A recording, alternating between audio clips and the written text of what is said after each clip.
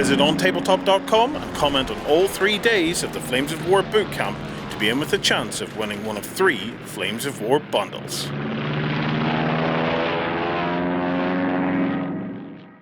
Hello everyone and welcome back to the bootcamp. I have jumped in with Martin and Warren again to see how they're getting on mid-game. Warren, how are the Vrills doing? We're learning a lot, aren't we? We're learning a lot. We're learning mostly the mistakes we're making, and John has been magnificent here. He's given us a tactical awareness of the rules, and what I really appreciate is every single rule that has been explained to me this weekend by John and Chris and some of the others.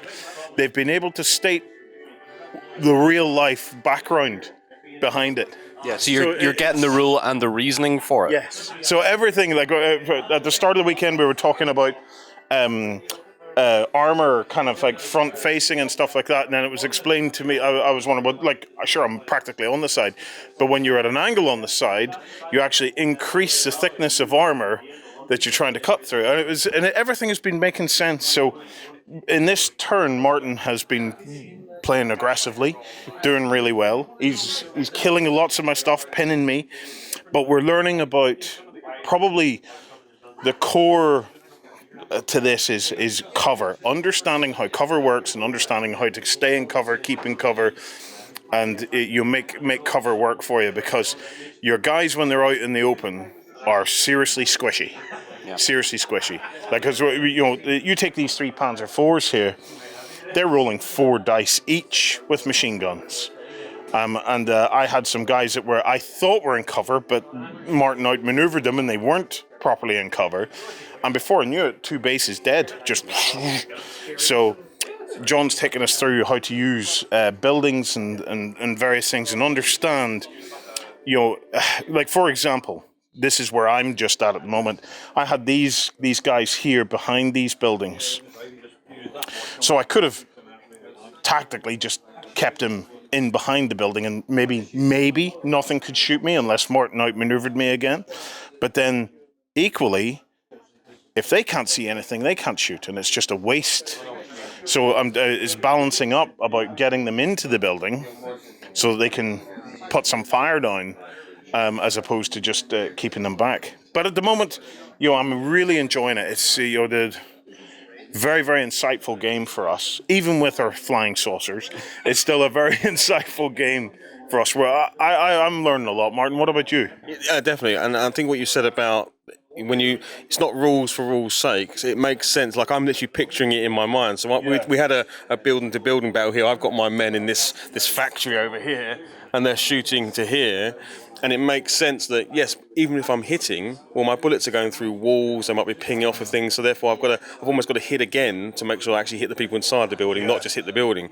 And you can literally picture in your head how these rules work. So now I'm playing again and again, I'm getting more used to it, and it makes a lot of sense. So I'm really enjoying it. It's really cool. Isn't it nice to have that anchoring in the real world aspect of it? Because because the rules start to almost make a natural sense. Do you know what I mean? You start to think in terms of less in terms of rules and more in terms of what's happening on the battlefield, which I think is quite nice. I'm still a long way off it, I have no doubt, but yeah, I can see the journey. I can see the journey ahead of me. Loving it. Loving it. It's my first time with 15mm as well, and I love the scale of it, actually. I didn't know if I'd get on with it, but it feels really cinematic. The table, because you feel that much higher, it feels like this is a proper battlefield happening right now, and it's really cool. That scale has always had a thing for me. I like you, Martin, a couple of years back, or a few years back when I first got into it, I wasn't sure if I was going to get on with it, but it's because so much can go on the battlefield that it just tells a bigger story, and you've just so much more that you're looking out for, and it's great to have lots of the tanks roaming around. You just have a lot more going on, and it's great. It helps that Lloydie has done a great job on the tables as well. So yeah, they're fantastic. John, I'm going to bring you in here a little bit because I feel like you're a bit of a GM for these two. Yes, in this particular case, which does really lead them to be, I'm really sorry for you two guys. But so, it's just, again, going through is, I think there are elements that if you sort of impart the knowledge, it helps.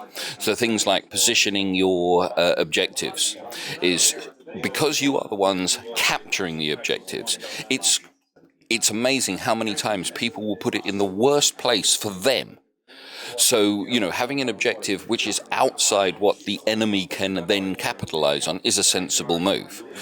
Phil told me, it was now 12 years ago when I joined Battlefront, is cover is your friend.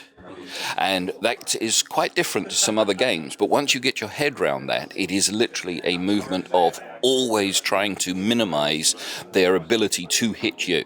That's the best mechanic that I actually like in Flames of War. It isn't how good I am at hitting them, it is how good I am at avoiding being hit.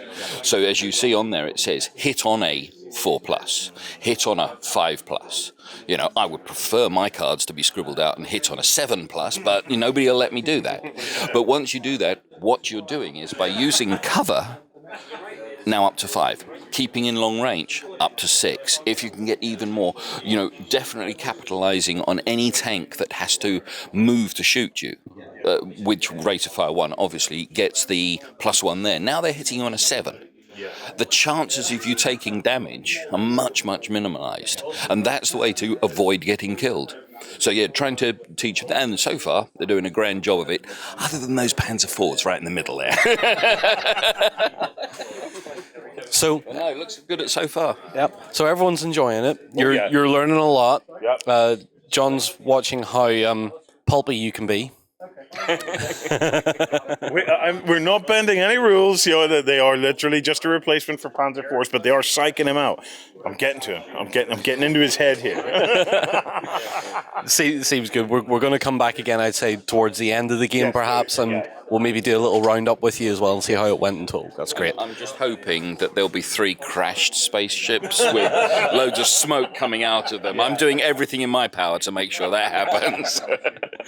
All right, guys, thank you very much for watching. Don't forget to comment below for a chance to win all the amazing prizes we have available. Anyway, guys, thank you so much for watching, and we'll see you again soon.